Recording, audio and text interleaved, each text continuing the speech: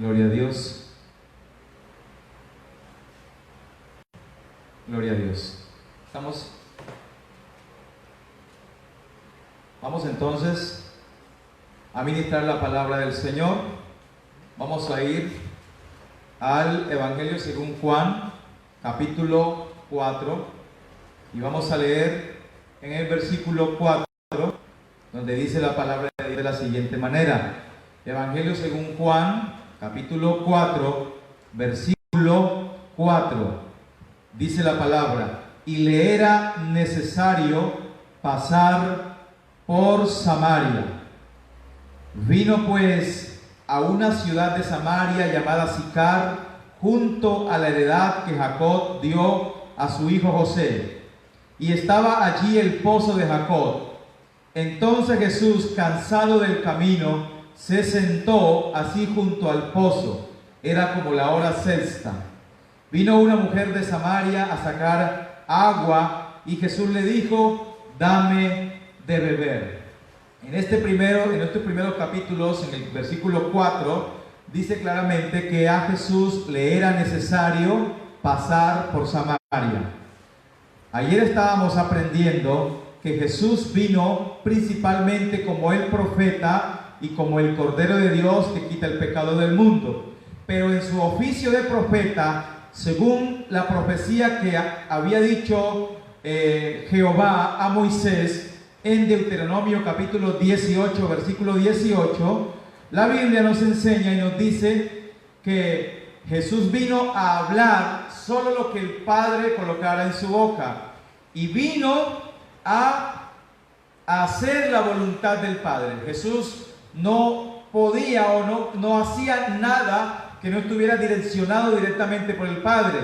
De esa manera Él pudo vencer a Satanás en aquella tentación. Y entonces dentro del plan de Dios estaba que Jesús visitara al pueblo de Samaria en esta fecha y para este momento, porque hay un capítulo precioso que es la visitación de Dios al pueblo de los gentiles, al pueblo no judío, al cual pertenecemos nosotros, los que no somos israelitas de nacimiento, pero que ahora, gracias a esta visita en el capítulo 4 del Evangelio de Juan, de Jesús a la región de Samaria, nosotros los que no éramos israelitas, ahora somos israelitas celestiales de acuerdo al propósito de Dios. Y aquí hay un plan maravilloso. Por esa razón le era necesario a Jesús pasar por Samaria. Jesús llega al pozo y le dice, y cuando Jesús está ahí cerca del pozo de Samaria, vino una mujer de Samaria a sacar agua al pozo. Era como la hora sexta, o sea, era el mediodía. Jesús se acerca a la mujer y le dice: mujer, dame de beber, tengo un poco de sed, dame agua. Pero esta mujer le contesta sarcásticamente a Jesús. Está un poco como que, ahora si vienes a mí o a nosotros a pedirnos un favor. Versículo 9 dice, versículo 9, la samaritana le dijo: ¿cómo tú, siendo judío, me pides a mí de beber, que soy mujer samaritana? Y sigue diciendo: porque judíos y samaritanos no se tratan entre sí. Entonces aquí vemos que hay una rencilla entre los judíos, o los que se han establecido en Judea, en la región de Judá, y los samaritanos. Pero es una rencilla un poco extraña, porque Samaria era la capital del reino de Israel en el norte. Se supone que los samaritanos son israelitas y son el pueblo de Dios. Entonces, ¿de dónde sacan los judíos que los samaritanos son gentiles, son gente despreciable, son gente que ellos no aceptan, son gente con las que ellos no se relacionan? ¿De dónde sacan este rechazo hacia el pueblo samaritano? La historia se remonta, mi hermano, hasta el regreso o el exilio del pueblo de Israel de los países a donde Dios los expulsó por haber practicado la idolatría. Y vamos a segundo libro de los Reyes, capítulo 17, y nos vamos a ubicar en el versículo 24. Segundo de los Reyes, capítulo 17, versículo 24. Escuche la palabra de Dios. Dice: y trajo el rey de Asiria gente de Babilonia, de Cuta, de Aba, de Hamad y de Sefarbaim, y los puso en las ciudades de Samaria en lugar de los hijos de Israel, y poseyeron a Samaria y habitaron en sus ciudades. Entonces el rey, que ha ordenado que el pueblo regrese a repoblar el reino de Israel, los pocos que regresaron, porque no fueron muchos, que regresaron con Esdras, que regresaron con Nehemías y que regresaron con Zorobabel, no se establecen en el norte, sino que todos se establecen en Judá y repoblan a Jerusalén y sus alrededores y todo lo que es el reino del sur. Pero el reino del norte, lo que es Israel, las 10 tribus del norte que habían sido dispersas, que habían sido totalmente idólatras, dice la palabra de Dios que ninguno retornó allá. Entonces estas ciudades estaban desoladas. El rey Salmanasar, el rey asirio, cuando ve que estas ciudades están desoladas, ve la necesidad de repoblarlas. Como no había suficiente personal en Israel, entonces lo que él hace es que toma gente de Babilonia, de Cuta, de Aba, de Hamad y de Sefarbaim, y los puso en las ciudades de Samaria. Pero eran gente gentil, eran personas que no adoraban al Dios de los cielos, a Jehová Dios de los ejércitos, eran personas impías, y los llevó a repoblar el reino de Israel. Esto no agradó al Señor, no agradó al Señor que personas paganas vinieran a repoblar sus ciudades, su país, porque este país había sido dado al pueblo de Israel. Entonces Dios se enoja. Versículo 25 dice: y aconteció al principio, cuando comenzaron a habitar allí, que no temiendo ellos a Jehová, envió Jehová contra ellos leones que los mataban. Dios le envía leones, y estas fieras, estos animales comenzaron a matar a estas personas. El rey Salmanasar se preocupa y decide enviar ayuda, decide enviar a unos sacerdotes que por edad no retornaron, porque ya eran ancianos, habían pasado más de 70 años, y entonces estas personas ya son ancianos. El rey dice: vamos a enviarlos nuevamente para que les enseñe a estos que están allá en Samaria, les enseñe la ley de Dios, del Dios de ese país, para aplacar la ira. Pero estos sacerdotes que vinieron, que eran israelitas, cabe anotar, eran israelitas, sin embargo eran paganos. ¿Por qué? Habían sido sacerdotes que habían servido al rey Acab, habían servido a Jezabel, y habían profanado el culto a Dios, rindiendo culto a la idolatría. Entonces eran personas no aptas, no aplicaban para ser sacerdotes de Israel. Sin embargo, fueron llevados allá. Y dice la Biblia en el versículo 28: y vino uno de los sacerdotes que habían llevado cautivo de Samaria, y habitó en Betel, y les enseñó cómo habían de temer a Jehová. Versículo 32: temían a Jehová, e hicieron del bajo pueblo sacerdotes de los lugares altos, que sacrificaban para ellos en los templos de los lugares altos. Temían a Jehová y honraban a sus dioses, según la costumbre de las naciones de donde habían sido trasladados. Hasta hoy hacen como antes, ni temen a Jehová, ni guardan sus ordenanzas, ni hacen según la ley y los mandamientos que prescribió Jehová a los hijos de Jacob, al cual puso el nombre de Israel. Versículo 41: así temieron a Jehová aquellas gentes, y al mismo tiempo sirvieron a sus ídolos, y también sus hijos y sus nietos, según como hicieron sus padres, así hacen hasta hoy. Permítame ponerlos en contexto.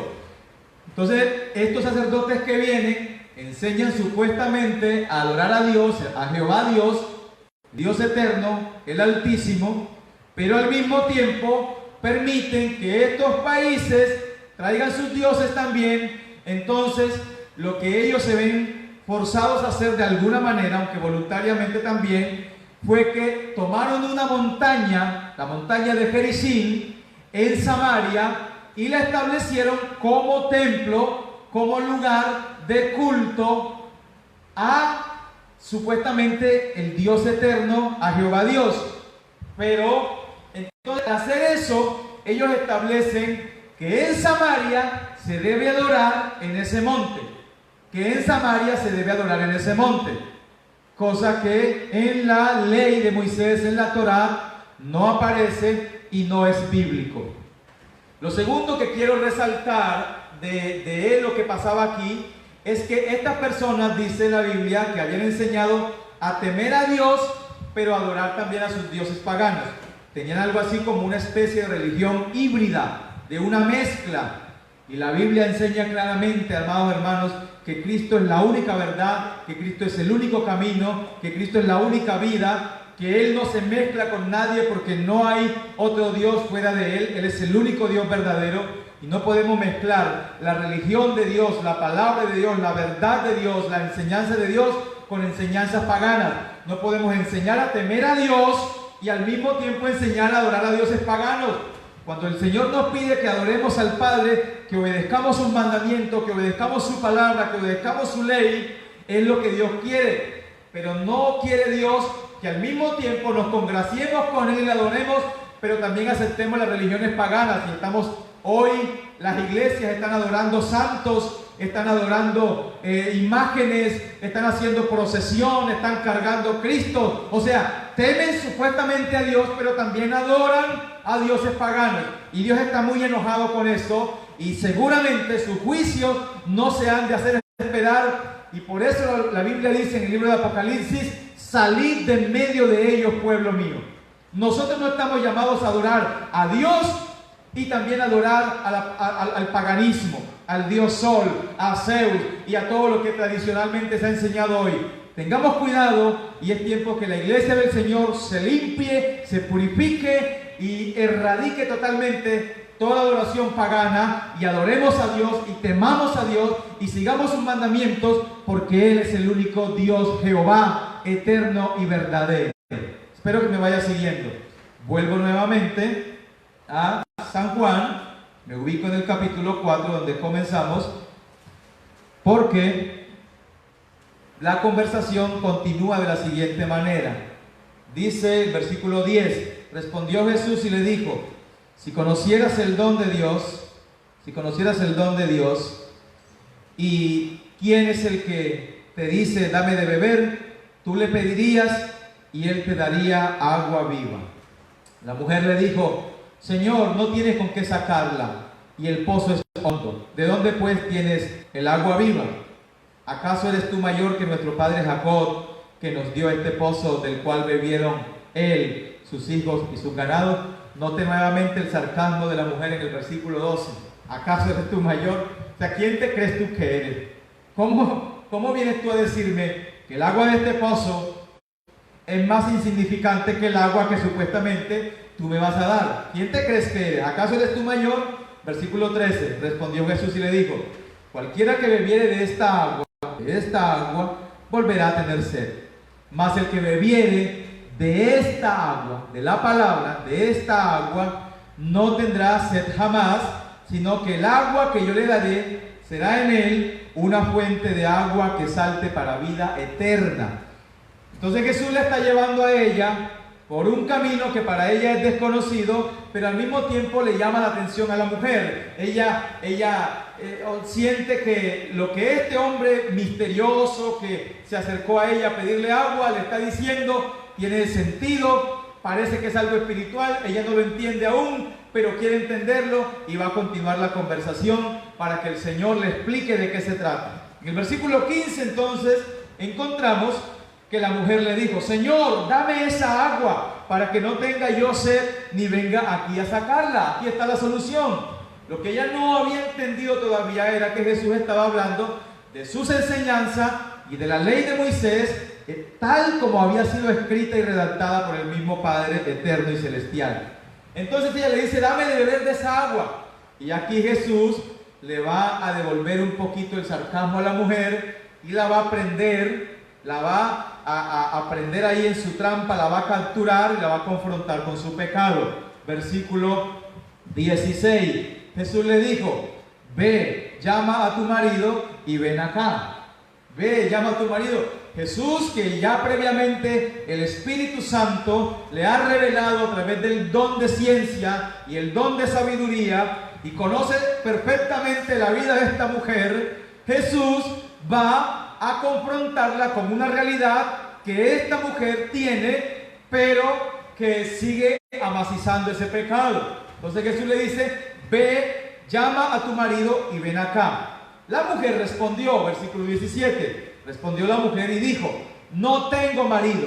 Jesús le dijo: bien has dicho, no tengo marido, porque 5 maridos has tenido y el que ahora tienes no es tu marido. Esto has dicho con verdad. La mujer se delata. La mujer dice: no tengo marido, pero Jesús, que la conoce, sabe que ella es una quitamarido, que ella es una adúltera. Ella es una mujer adúltera que en esta región de Samaria practica el adulterio. Entonces Jesús, que la conoce por el don de sabiduría y de ciencia dado por el Espíritu Santo, prende a la mujer en su pecado y la confronta con su realidad. Cuando Jesús le dice esto a ella, entonces el asunto comienza a cambiar para ella. Versículo 19. Le dijo la mujer: Señor, me parece que tú eres profeta.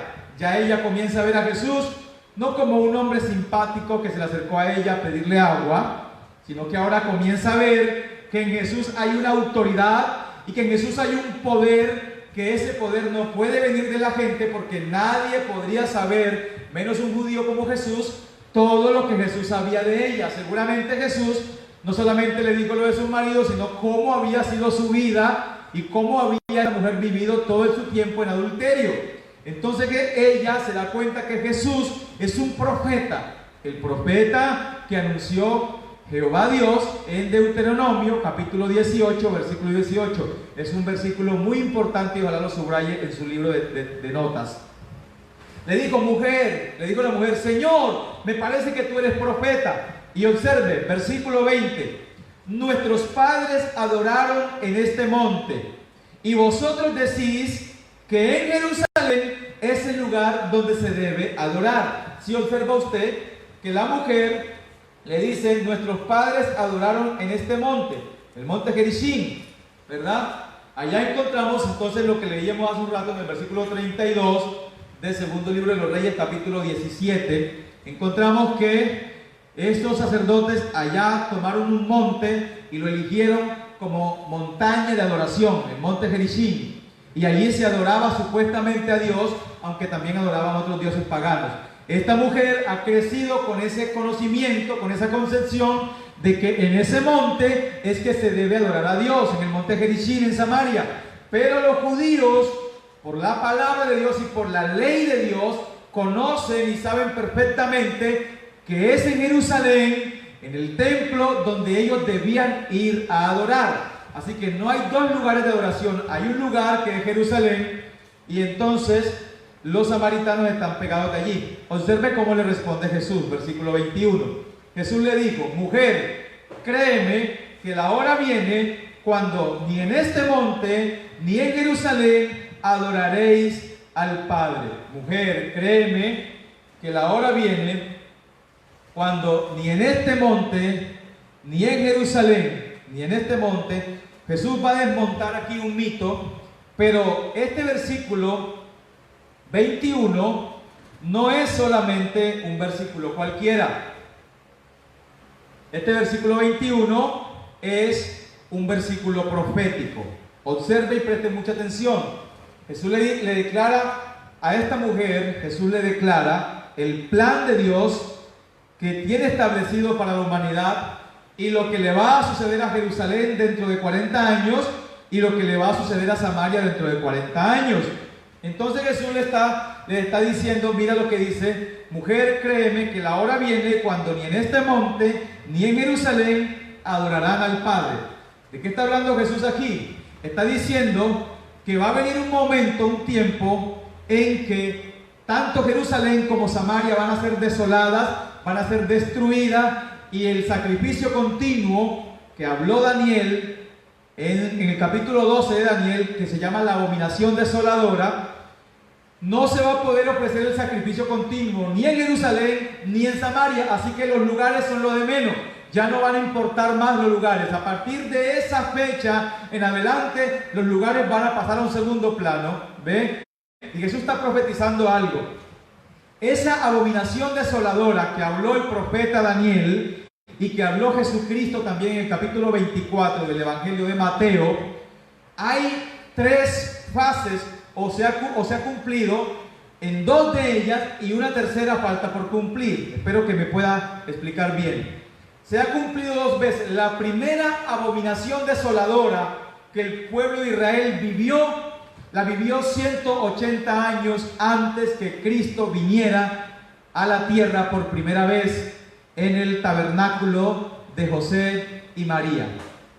180 años antes, un hombre llamado Antíoco Epífanes, un griego, viene a Jerusalén, asalta a Jerusalén, se toma el templo, saca a los sacerdotes, los expulsa, masacra a miles de judíos, y él se instala en el templo y coloca en el templo, en el altar, en el lugar alto del templo, en el lugar santo, una estatua de Zeus, el dios griego, allí, y hace que la gente adore a Zeus el 25 de diciembre en el cumpleaños del dios Zeus. Mira qué interesante. El 25 de diciembre, el cumpleaños de dios Zeus, se cumple la abominación desoladora que habló el profeta Daniel allá en Daniel capítulo 12, capítulo 9, capítulo 10, habla de la abominación desoladora.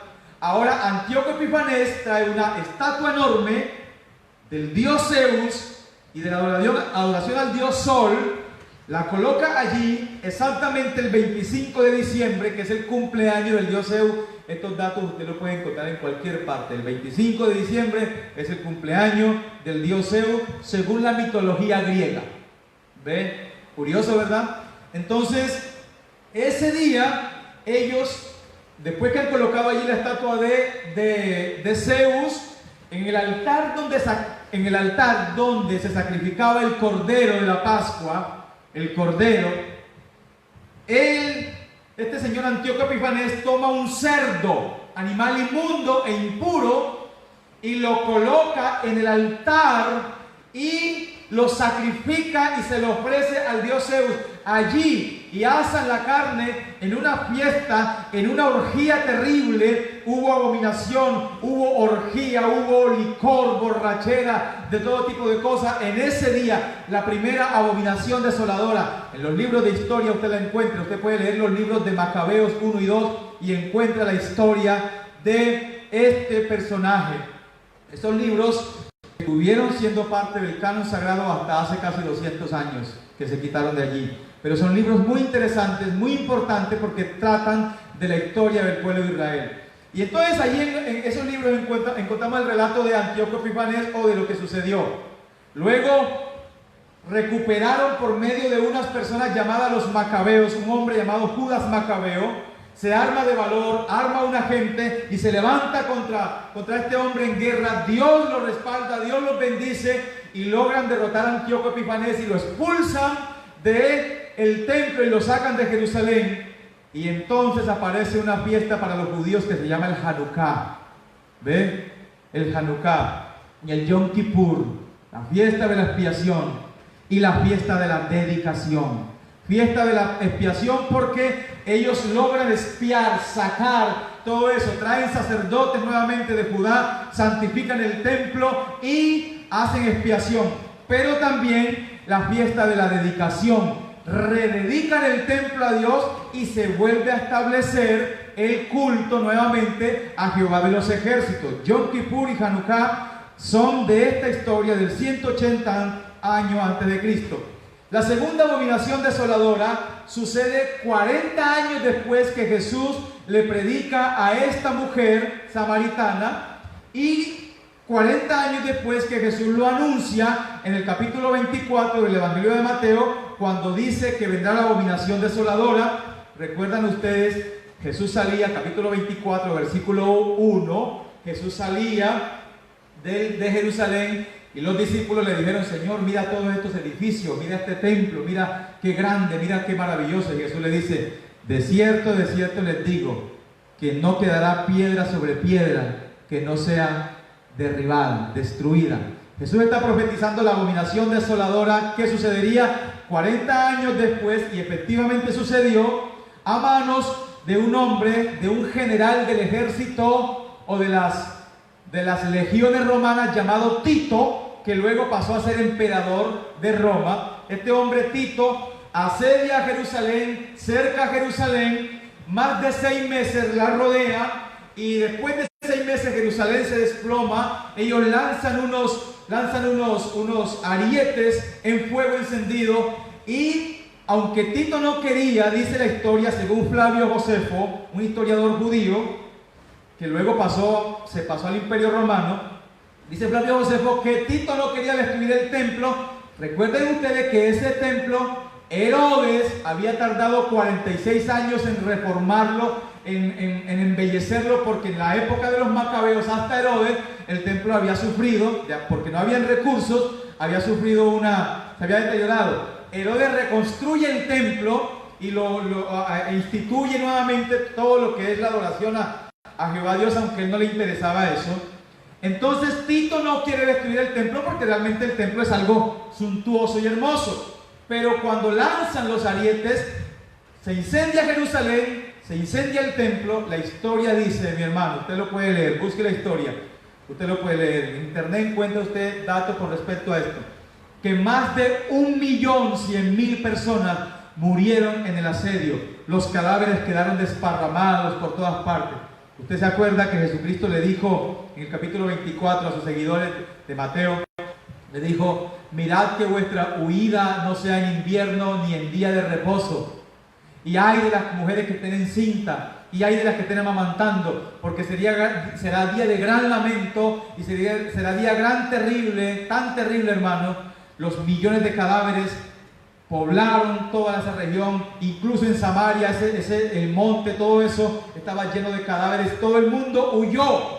A partir del año 70, el pueblo judío es esparcido por todas partes. Ve, y usted encuentra en la Biblia cartas como Pedro, como del apóstol Juan, como de los hebreos, como Santiago, que van dirigidas a esos judíos expatriados en el Ponto, en Asia Menor, en Galacia, en Frigia, en Panfilia. Todos los expatriados, los que huyeron para salvarse de la abominación desoladora de Tito.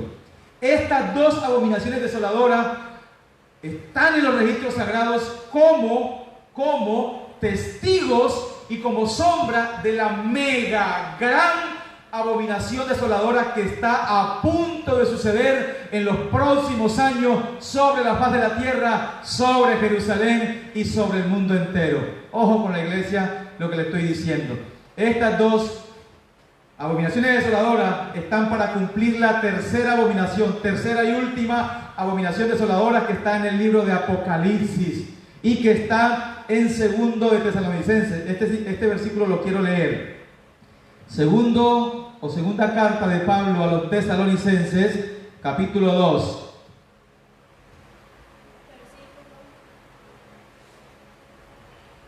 Versículo 1. Presten atención, iglesia, espero que me vayan entendiendo bien lo que les estoy compartiendo. Dice la palabra, versículo 1: pero con respecto a la venida de nuestro Señor Jesucristo y nuestra reunión con Él, os rogamos, hermanos, ojo, presten atención, que no os dejéis mover fácilmente de vuestro modo de pensar, ni os conturbéis, ni por espíritu, ni por palabra, ni por carta, como si fuera nuestra, en el sentido de que el día del Señor está cerca. El día del Señor aquí es la segunda venida de Cristo. El versículo 1 está diciendo, pero con respecto a la venida de nuestro Señor Jesucristo y nuestra reunión con Él, os rogamos, hermanos. La venida del Señor Jesucristo y nuestra reunión con Él. Este es un mismo hecho, es un mismo evento. Dice, no se dejen mover fácilmente por personas que vendrán a decirle a ustedes que el día del Señor va a suceder ya, que va a suceder de una vez, que va a suceder de repente, que es muy probable que pueda ser ahora, porque el día del Señor vendrá en el tiempo estipulado. Y observe lo que dice el versículo 3. Nadie os engañe en ninguna manera. Ojo, nadie os engañe, no se dejen engañar, porque no vendrá sin que antes venga la apostasía y se manifieste el hombre de pecado, el hijo de perdición. ¿Quién es este? El anticristo. O sea que la segunda venida de Cristo no será hasta que no se haya manifestado el anticristo. Versículo 4. Este anticristo, este hombre, este hijo de perdición, se opone y se levanta contra todo lo que se llama Dios o es objeto de culto, tanto que se sienta en el templo de Dios como Dios, haciéndose pasar por Dios. Ese es el anticristo. Entonces, el anticristo vendrá primero y luego será la segunda venida de Cristo. ¿Por qué razón? La Biblia misma lo explica. Versículo 6. Y ahora, versículo 5. ¿No os acordáis que cuando yo estaba todavía con vosotros os decía esto? Y ahora vosotros sabéis lo que lo detiene, a fin de que a su debido tiempo se manifieste. Ojo con el versículo 6, que la gente lo está interpretando de muchas maneras, creyendo que ¿qué es lo que lo detiene? ¿Qué es la iglesia? ¿Qué es el Espíritu Santo? ¿Qué es esto? Y que será quitado. Ya más adelante yo le voy a explicar de qué se trata esto. Así que esté muy atento a nuestras conferencias. Versículo 7. Porque ya está en acción el misterio de la iniquidad. Ya está en funcionamiento. Solo que hay quien al presente lo detiene, hasta que él a su vez se ha quitado de en medio. Y entonces, cuando se ha quitado de en medio, se manifestará aquel inicuo, el anticristo, a quien el Señor matará con el espíritu de su boca y destruirá con el resplandor de su venida. Entonces la segunda venida de Cristo es para poner a juicio al anticristo, para aprenderlo, para apresarlo y para echarlo al abismo. Usted lo va a encontrar en el Apocalipsis. Yo se lo voy a compartir más adelante si Dios lo permite en su divina voluntad. 9. Inicuo, cuyo advenimiento es por obra de Satanás, con gran poder y señales y prodigios mentirosos, y con todo engaño de iniquidad, para los que se pierden, por cuanto no recibieron el amor de la verdad para ser salvos. No recibieron el amor de la verdad para ser salvos. Todos los que se han dejado engañar de Satanás, de su falsa doctrina, de la adoración de imágenes, de las procesiones, de la adoración al culto, de la adoración al dinero, de la adoración a los afanes. Todos los que se han dejado engañar de Satanás no serán salvos. Así que, Iglesia de Cristo, es tiempo que nosotros vivamos un evangelio verdadero, ajustado a la palabra del Señor. El que es santo, santifíquese más todavía, y el que es justo, practique la justicia más todavía, porque los impíos no entenderán, porque los impíos no sabrán qué está pasando, pero los hijos de Dios entenderán y lo comprenderán todo. Daniel capítulo 12, versículo 10. Espero que me vaya siguiendo, ¿verdad? Ya les he hablado de esto. Quiero volver nuevamente a San Juan, al capítulo 4, a la conversación de Jesús con esta preciosa mujer. San Juan capítulo 4, volvemos allá. Entonces, observa lo que pasó. Jesús le dice en el versículo 23 a la mujer, mas ahora, versículo 22, el versículo que estábamos hablando ahorita era el 21, donde habla de esa desolación que venía sobre Jerusalén. Versículo 22, vosotros adoráis lo que no sabéis, nosotros adoramos lo que sabemos, porque la salvación viene de los judíos. Mas la hora viene, y ahora es, cuando los verdaderos adoradores adorarán al Padre en espíritu y en verdad, porque también el Padre, tales adoradores, busca que le adoren. Dios es espíritu, y los que le adoran en espíritu y en verdad es necesario que le adoren. Jesús aquí le declara a esta mujer cómo se restablece la adoración y cómo el Padre cumple también una promesa que está en Jeremías. Vamos a buscarlo. Jeremías capítulo 31, versículo 33, donde nos declara el Señor, capítulo 31, versículo 33.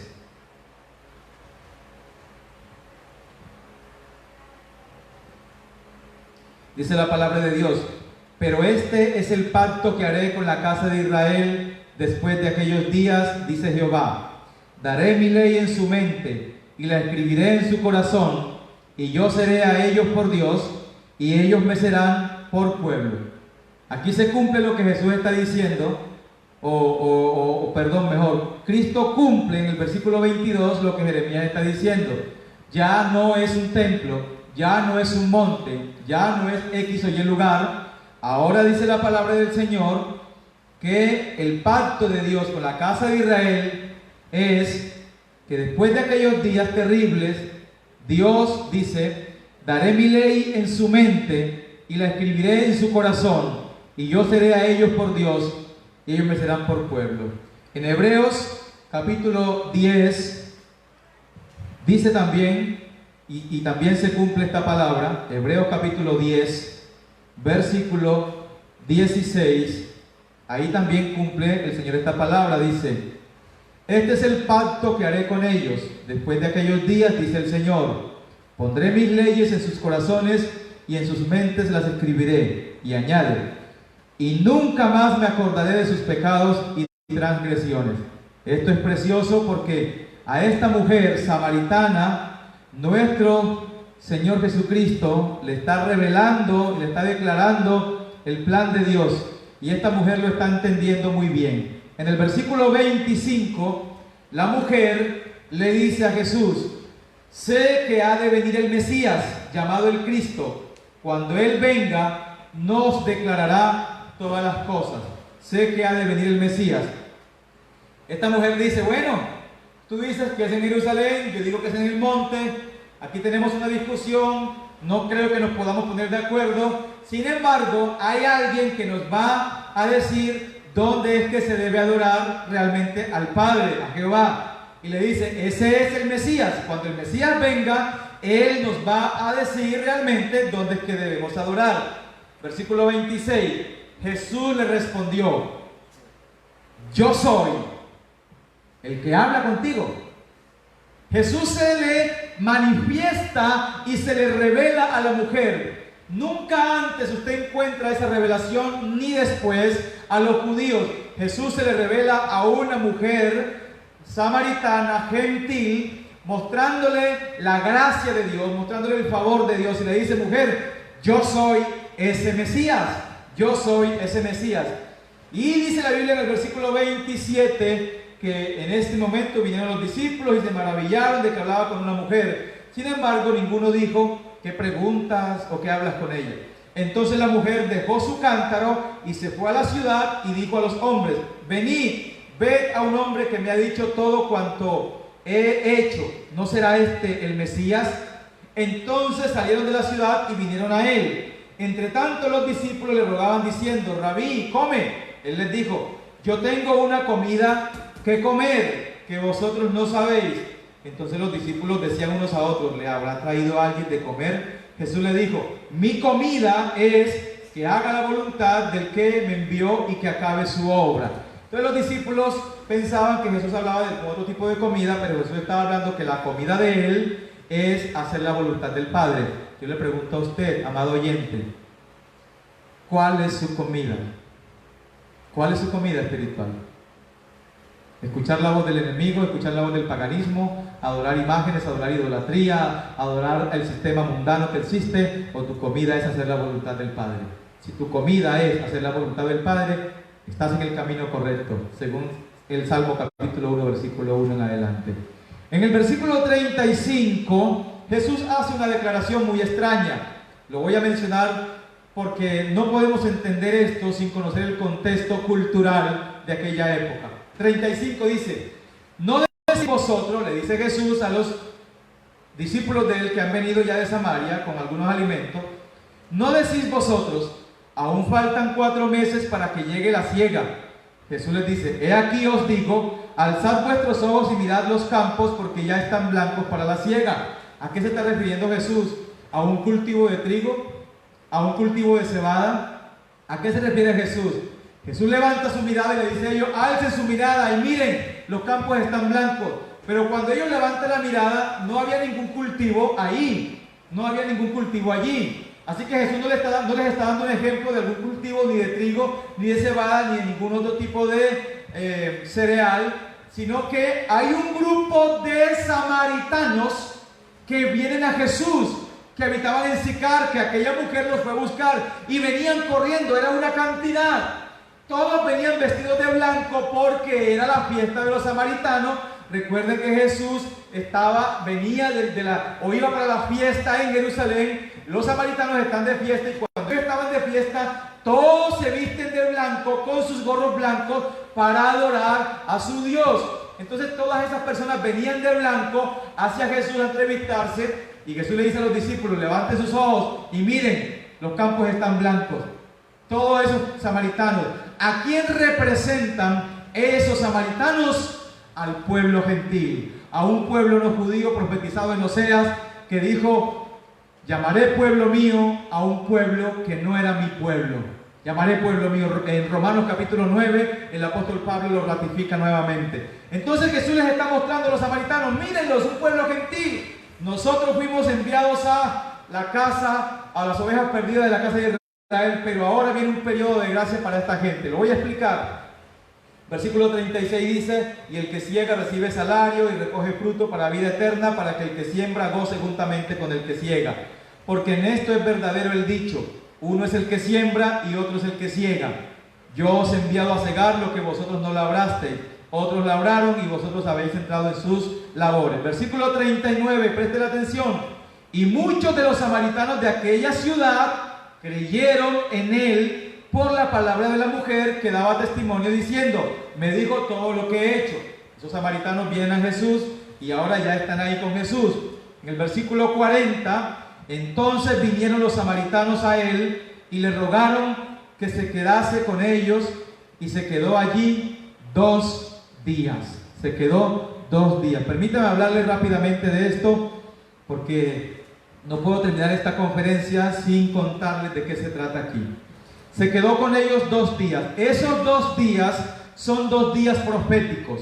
Son los 2 días del periodo de la gracia, que es el lapso de tiempo que el Padre Celestial le dio a su Hijo Jesús para que su Hijo Jesús cumpliera la promesa hecha a Abraham en el capítulo 12 del libro del Génesis, donde el Señor le dice que serán benditas en tu simiente todas las familias de la tierra. Serán benditas en tu simiente todas las familias de la tierra. En el libro de Gálatas también el apóstol Pablo, en el capítulo 3, habla acerca de esta promesa.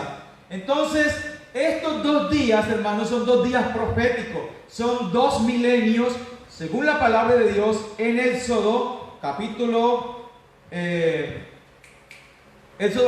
19, en 2 de Pedro capítulo 3, versículo 8. 2 de Pedro capítulo 3, versículo 8. Vamos a buscarlo rápidamente, lo voy a leer para que usted pueda entender el contexto de este asunto. 2 de Pedro capítulo 3, versículo 8. Les he hablado que Jesús se quedó con los samaritanos 2 días que representan un periodo de gracia en el cual deben entrar la plenitud de los gentiles. Esos 2 días representan 2000 años o 2 periodos de 1000 años. Versículo 8, 2 de Pedro, capítulo 3, versículo 8 dice: mas, oh amados, no ignoréis esto, que para con el Señor un día es como 1000 años y 1000 años como un día. Entonces, si el Señor se quedó con ellos 2 días, está profetizando el periodo de la gracia, cuando deben entrar la plenitud de los gentiles. Esta plenitud de los gentiles está dicha y explicada por el apóstol Pablo en Romanos. Acompáñenme, Romanos capítulo 11 de Romanos, versículo 25. Préstele mucha atención. Yo espero que usted me haga llegar sus comentarios y podamos socializar más a profundidad el tema. Romanos 11:25 dice: porque no quiero, hermanos, que ignoréis este misterio, para que no seáis arrogantes en cuanto a vosotros mismos, que ha acontecido a Israel, endurecimiento en parte, hasta que haya entrado la plenitud de los gentiles. ¿Qué es lo que hace Dios? Dios endurece el corazón de Israel en parte, no todos, únicamente para dar lugar a que el pueblo gentil sea injertado. ¿Ve? Entonces, cuando el pueblo gentil sea injertado y sea unido a Israel, se manifestará el Señor en su tiempo final. En el mismo Romanos capítulo 11, vamos a leer el versículo 17 tal vez, 17. Dice: pues si algunas de las ramas fueron desgajadas, el pueblo de Israel, que fue desgajado, quitado por su endurecimiento, por su rebeldía, y tú siendo olivo silvestre, gentil, pagano, no israelita, has sido injertado en lugar de ella y has sido hecho participante de la raíz y de la rica savia del olivo. No te jactes contra las ramas, y si te jactas, sabe que no sustentas tú a la raíz, sino que la raíz te sustenta a ti. La raíz te sustenta a ti. Entonces, aquí encontramos que el Dios desgaja unas ramas del pueblo del olivo doméstico, del olivo que es Cristo, que es Israel, las desgaja para injertar unas ramas de olivo silvestre que somos nosotros, los gentiles, los no judíos, que hoy conocemos a Cristo. Cuando se haya cumplido, en el versículo 25, cuando se haya cumplido la plenitud de los gentiles, significa que el olivo estará perfecto. Ya no hace falta nadie más que sea injertado, ya no hace falta nadie más que llegue, sino que tanto Israel como los judíos somos un solo pueblo. Efesios, acompáñenme, Efesios capítulo 2, versículo 11.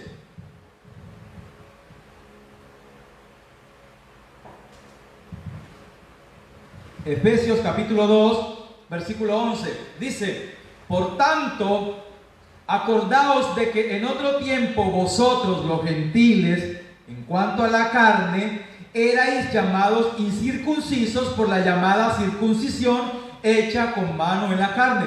Aquí ser llamado incircunciso es ser llamado inmundo o impuro. Así éramos llamados nosotros en otro tiempo cuando andábamos según la carne. Versículo 12: en aquel tiempo, cuando éramos incircuncisos, en aquel tiempo estabais sin Cristo, alejados de la ciudadanía de Israel y ajenos a los pactos de la promesa, sin esperanza y sin Dios en el mundo. Ajenos. Los pactos de la promesa no eran para nosotros. Pero el versículo 13: pero ahora en Cristo Jesús, vosotros que en otro tiempo estabais lejos, habéis sido hechos cercanos por la sangre de Cristo. ¿Te das cuenta para lo que es la sangre de Cristo? No para que usted la esté regando por ahí, esparciendo por ahí, hermano, para echársela a los demonios. Ojo con eso, tenga cuidado. Habéis sido hechos cercanos por la sangre de Cristo. 14. Porque Él, Cristo, es nuestra paz, que de ambos pueblos, el pueblo de Israel y el pueblo gentil, de ambos pueblos hizo uno, derribando la pared intermedia de separación. Ya no hay nada que nos separa. 15. Aboliendo en su carne las enemistades, la ley de los mandamientos expresado en ordenanza, o sea, la ley farisaica, lo que se inventaron los fariseos, lo que se inventaron los saduceos y lo que se inventaron los samaritanos. Es tiempo de volver a la ley perfecta de Dios, no a esa ley de inventos de hombre, para crear en sí mismo de los dos pueblos uno solo y un nuevo hombre, haciendo la paz, y mediante la cruz reconciliar con Dios a ambos pueblos en un solo cuerpo, matando en ella las enemistades. Y vino y anunció las buenas nuevas de paz a vosotros que estabais lejos y a los que estaban cerca, porque por medio de él los unos y los otros tenemos entradas por un mismo espíritu al Padre. Tenemos entrada por un mismo espíritu al Padre. Así que ya no sois extranjeros ni advenedizos, sino conciudadanos de los santos y miembros de la familia de Dios. O sea, miembros de la familia real. Somos real sacerdocio. ¿Ven?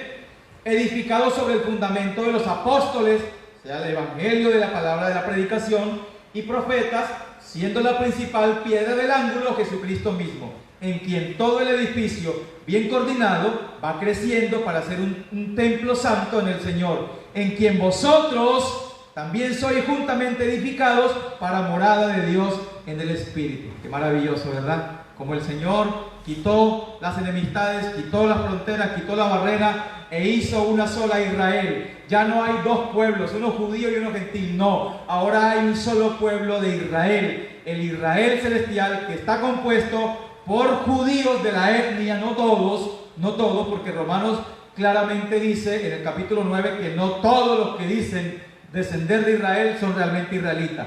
Ahora hay un pueblo real, un Israel real, que es el Israel celestial, y está compuesto con los que obedecen los mandamientos, la palabra del Señor, tanto judíos como gentiles. Espero que me hayas entendido. Culmino diciendo que los 2 días de predicación también nos encontramos en Éxodo, con esta última cita bíblica, Éxodo capítulo 19, versículo 10 y versículo 11.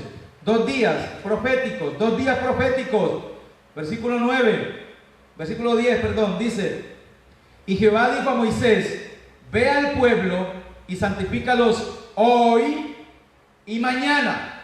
Santifícalos hoy y mañana. Estos 2 milenios de predicación son el cumplimiento de esta profecía, de esta sombra, aunque esto es una sombra, con respecto a la santificación del pueblo santo de Dios. Santifícalos hoy y mañana y laven sus vestidos. ¿En qué nos ha pedido Dios que lavemos nuestros vestidos? En la sangre del Cordero. Lo tenemos claro. Versículo 11. Y estén preparados para el día tercero, porque al tercer día Jehová descenderá a los ojos de todo el pueblo sobre el monte Sinaí. Quiero decirles que ya los 2 días, amada iglesia, se han cumplido y que este es el día tercero. La plenitud de los gentiles está entrando todo. Falta la purificación y falta una muchedumbre de almas que todavía han de llegar, porque estamos en el final del cumplimiento del segundo día para dar inicio al tercer día. El tercer día es la manifestación del Hijo de Dios en la tierra. Yo espero que usted haya entendido y me haya seguido lo que le he compartido esta mañana. Hágame llegar sus comentarios y que Dios nos ayude. Que las citas bíblicas las puedas leer en tu casa, puedas corroborar y de esa manera, por ti mismo, de acuerdo a la guía del Espíritu Santo, puedas entender estos tiempos proféticos. Gracias al Señor por la mujer samaritana, gracias por aquellos primeros hombres samaritanos que fueron las primicias de nosotros los gentiles, que hoy somos parte del pueblo de Israel y que ya no somos extranjeros, ya no somos advenedizos, ya no estamos de paso, sino que somos conciudadanos, somos ciudadanos reales, de simiente real, de sangre real, reyes y sacerdotes, según el lineamiento del Señor. Oremos al Padre. Eterno Padre, muchas gracias por este precioso tiempo de exhortación de la palabra. Te doy gracias, Padre eterno, porque a través de tu Hijo, nuestro Salvador, nuestro Mesías, Redentor, has hecho llegar esta palabra a oídos de muchos, y muchos más la oirán, y otros muchos más la oirán, hasta que cumpla el propósito para lo cual fue enviada. Gracias por la obra que estás haciendo en cada uno de nosotros, porque estamos convencidos que el que inició la obra en nosotros la perfeccionará. Ahora, Padre eterno y todopoderoso, ruego en el nombre de Jesús tu protección sobre tu pueblo en todo el mundo entero. Ruego tu cobertura, tu auxilio, tu favor, que nos libres de nuestras abominaciones, que nos santifiques, que nos ayudes a salir del paganismo, de la falsa religión, del engaño, y que abramos por fin nuestros ojos y obedezcamos tus mandamientos y obedezcamos tu palabra, porque el que ama a Jesús debe seguir sus mandamientos, porque quien no cumple sus mandamientos no ama al Señor. Y de esa manera la iglesia en todo el mundo sea santificada, se prepare para este tercer día que esperamos ansiosamente. Venga pronto, Señor, en el nombre precioso de Jesús. Gracias, muchas gracias.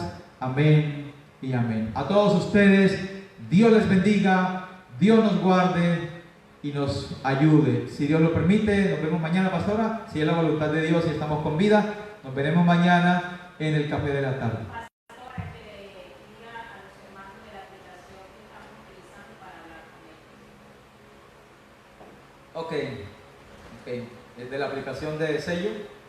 Ok. El que pueda descargar la aplicación de sello, queremos tener un tiempo de interacción con todos. Los que puedan descargar la aplicación de sello, me mandan la invitación, nos unimos porque queremos tener en las mañanas también, si es posible, tipo media mañana, un ratico de conversatorio, de pronto hablar un poquito de estos temas que son bastante difíciles de digerir, son álgidos, despiertan muchas cosas allí, y yo espero que usted sea muy objetivo y si tienes inquietudes las vayas anotando, me las hagas saber por medio de esto para que tengamos un conversatorio entre todos. A todos ustedes, Dios les bendiga, un abrazo y feliz día.